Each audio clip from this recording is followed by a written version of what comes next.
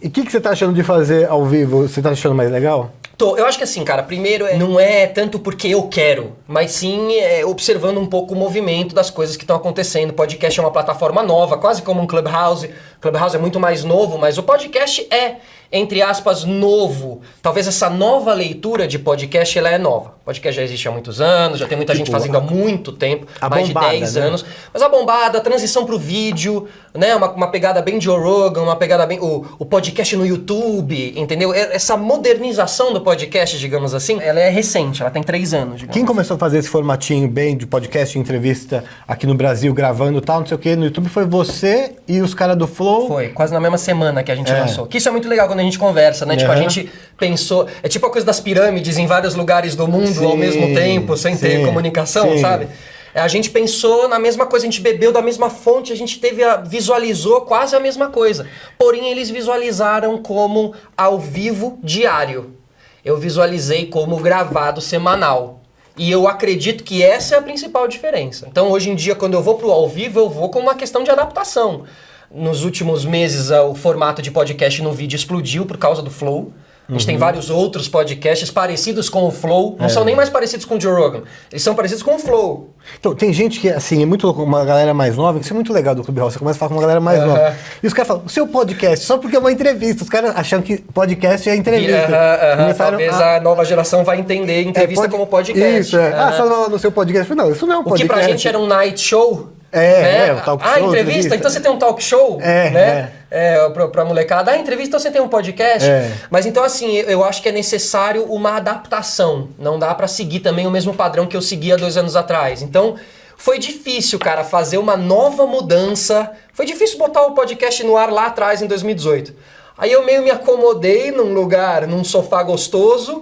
E aí agora, mano, eu tive que me mexer tudo de novo, velho, pra fazer o ao vivo. Porque muda toda a estrutura, cara. Bom, você tá por volta de 100 entrevistas aí, né? Porque contam, tipo, quem foram os convidados, as histórias mais legais? Tipo, o Gordo foi uma grande marca. O Gordo foi ótimo. O Gordo é legal, né? Porque você nunca sabe se ele vai topar ou não. Né? Essa é a grande verdade. E topou massa, foi lá, falou, foi carinhoso, assim, a Vivi também, a esposa dele foi também. Mas assim, João Gordo, assim, tiveram as pessoas que ajudaram muito o projeto a crescer logo lá no começo, né? Aquelas pessoas que o projeto ainda não é o que é, mas você sente que a pessoa vai pela amizade, mas também porque acredita no seu trabalho, assim. Essas pessoas eu valorizo muito. Você tava lá no começo também, o Di Ferreiro, o Mion, os amigos mesmo que a gente foi fazendo, né? E que na hora que você lança um projeto, você conta com eles. Mas você nunca sabe se eles estarão. Foi 2 vezes, foi Pedro no primeiro. Ulisses também, exatamente. E eu acho que assim, cara, tiveram alguns convidados marcantes. O Cortella foi marcante.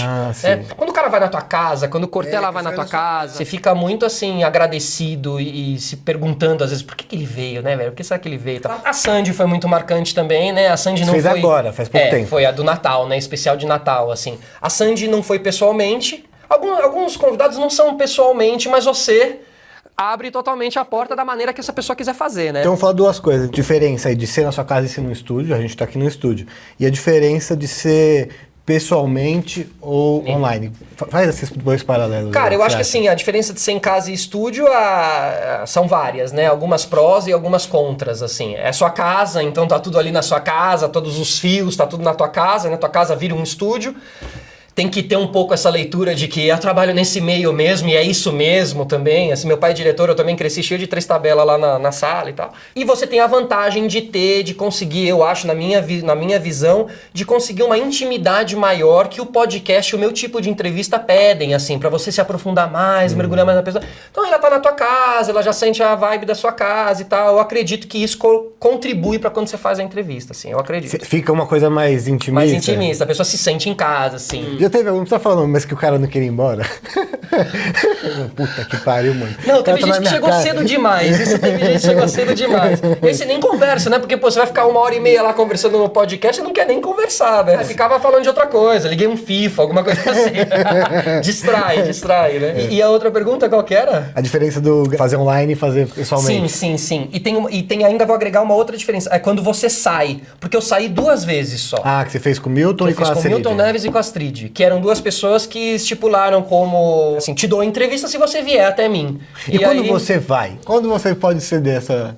porque aí entendi. Porque aí fala, porra, você foi lá no Milton, cara, tem que sabe vir aqui. Quando eu cedo? Milton Neves e Astrid. Assim, entende? Tipo, são pessoas que, pô, vou perder uma entrevista dessa porque a pessoa tá colocando essa condição, eu vou até ela. Então, aí se chegasse, vamos supor, você fez com gordo. Então, talvez, não, com gordo talvez eu saísse também, mas tem outras pessoas que acham... Não, porque assim, você tem que defender. Você tem que defender 98% que seja na tua casa. Sim. E o 2% você vai abrir uma exceção. Talvez a gente consiga um baita jogador que já foi bola de ouro e não sei o que, eu vou ter que ir até a pessoa, entendeu? Lógico que eu vou até a pessoa. Sim. O cara falou, só se for aqui na minha casa. Beleza. Então, mas quebra um pouco o clima. Sim, quebra um pouco o clima. Tanto que quando eu fui com o Milton Neves, eu levei o braço, eu tentei ao máximo transportar os sinais do nosso estúdio pro lugar do Milton Neves. Então tinha o braço, tinha o mesmo microfone, tinha o mesmo abajur, entendeu? Tinha o mesmo posicionamento de câmera. Tentei só não tinha uma parede de tijolo atrás, tinha uns quadros do Pelé. Basicamente isso, que foi lá no estúdio, no escritório dele, do Terceiro Tempo, lá no prédio da Jovem Pan. E a Astrid também, né, cara? A Astrid, assim, sempre quis entrevistar a Astrid. Conheço a Astrid há muitos anos, a gente é amigo, mas sempre foi muito difícil conseguir fazer algo profissionalmente com ela, assim, porque ela tem muita coisa. Então quando ela abriu essa oportunidade, mano, eu fui, na hora. A casa dela é gostosa lá também, ela tem um escritório legal. Como eu sabia que tinha uma locação ali também, valeu a pena ir, assim. Mas cara, eu tenho que defender ao máximo. Mas teve alguém falando, tem que ser na minha casa. Falou, então claro, não vai dar. Claro, então não foi? Claro. Lógico, pô. Tipo, não era tão importante quanto o Milton. Mas pô, não é? Tá, você é hipócrita aqui, vou falar que não? Não, então, eu sei, Você tem, acho que, uma hierarquia profissional, uma hierarquia do nosso meio, que, pô, tem pessoas que você sabe que, meu, não dá pra perder aquela oportunidade. Eu fiquei 1 ano e meio tentando entrevistar a Astrid, mano.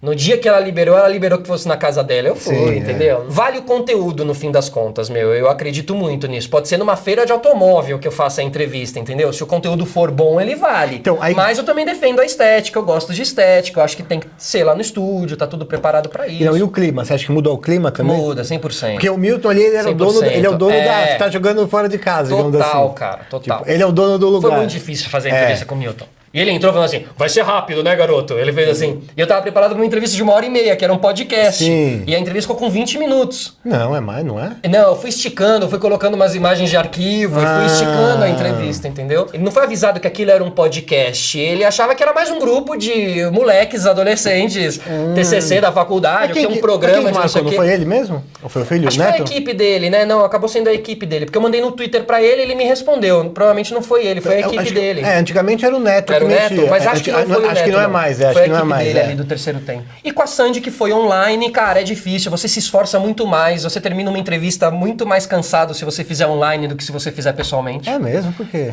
Porque, pessoalmente, a gente tá aqui, entendeu? É quase um teatro. Eu não preciso exagerar nas coisas pra você entender minha emoção. A gente tá aqui, a gente tá se comunicando no olhar, na energia. No quadradinho, cara, você precisa colocar tudo ali naquele quadradinho, entendeu? Tua energia, ainda mais pro tipo de entrevista que eu faço, que eu gosto de conectar ali com a pessoa, meu... Então eu me sinto muito mais, você tem que performar muito mais, eu acredito, assim, impor muito mais a voz, conseguir traduzir muito mais os seus sentimentos. Às vezes a pessoa tá falando, eu tenho aquela coisa de ficar, né, a gente até já conversou disso, de induzir a pessoa a continuar falando, então a pessoa tá falando assim... Ali no vídeo fica um pouco restrito também todo esse tipo de coisa. Quase um walkie-talkie, um fala, outro escuta, né? Aí tem o delay, aí tem todo esse, né... Aí a Sandy tá falando, eu quero interagir com ela, mas eu sei que não dá, porque o delay pode atrapalhar aquilo que ela tá falando. Ela vai falar, quê? Aí cagou, ela já vai até conseguir retomar, não sei o quê.